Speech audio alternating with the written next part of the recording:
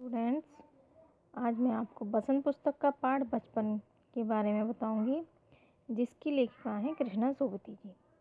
इनका जन्म परिचय इस प्रकार है। कृष्णा सोबती जी का जन्म 18 फरवरी 1925 को गुजरात में हुआ था। वे हिंदी की कल्पितार्थ एवं निबंध लेखिका हैं। उन्हें 1980 में साहित्य अकादमी पुरस्कार तथा 1996 में साहित्य अकादमी अध्यात्मवृत्ति से सम्मानित किया गया था। वे अपनी संयमित और साफ सुथरी रचनात्मकता के लिए जानी जाती हैं। पाठ में लेखिका ने अपने बचपन की घटनाओं, क्रियाकलापों तथा यादों का वर्णन किया है। वे कहती हैं कि उम्र बढ़ने के साथ साथ उनके पहनने ओढ़ने में काफ़ी बदलाव आया है। लेखिका ने बताया है उनके घर के बच्चे अपना काम खुद करते थे।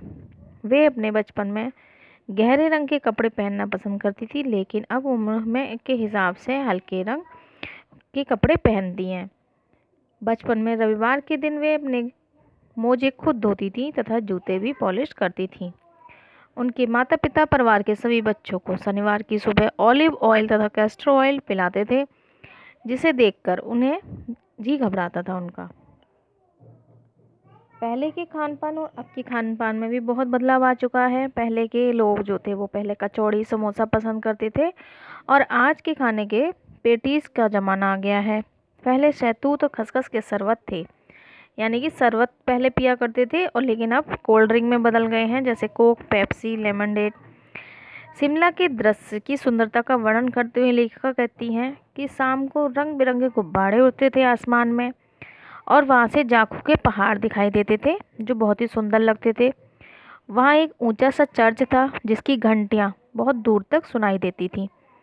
स्कैंडल पॉइंट पर भीड़ लग जाती थी। स्कैंडल पॉइंट एक ऐसी जगह थी जहाँ पर सब लोग इकट्ठे हो जाते थे और भीड़ लग जाती थी। वहीं सामने पर शिमला कालका ट्रेन का मॉडल रखा हुआ था।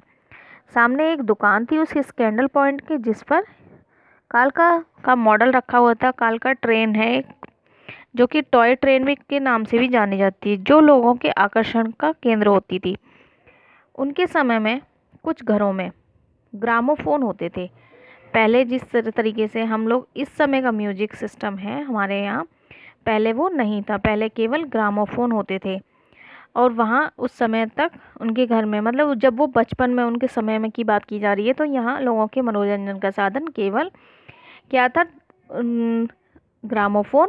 और उसके बाद क्या आया है, अब रेडियो, टेलीविज़न उनके ज़माने के अब आए हैं साधन ये। लेखिका की रोशनी कम होने के कारण वे चश्मा लगाती थी।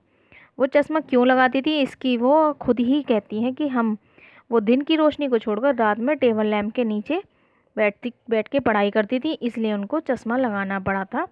और डॉक्टर के बहुत समझाने के बाद भी, कि डॉक्टर ने कहा था रोज़ दूध पिया करिए तो ये चश्मा की रोशनी आपकी बढ़ जाएगी, लेकिन उनको इसका कोई असर ना हुआ था।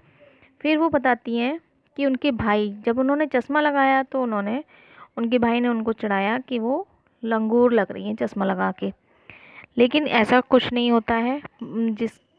अच्छा, उस समय क्या था कि ये चश्मा लगाना बच्चों को, वो भी ये अच्छा नहीं था समय के हिसाब से, तो वो इसलिए चिढ़ाते थे कि चश्मा इस समय लगाना कोई अच्छी बात नहीं है। तो इस प्रकार हमने इस समय आपको पढ़ाया कि ये कृष्णा सोबती जी हैं। ये देखिए कितने बड़े बड़े चश्मे, लेंस का चश्मा लगाई हैं। तो ये अपने बारे में इस प्रकार से वर्णन करती हैं, उनका बचपन किस तरीके से बीता है।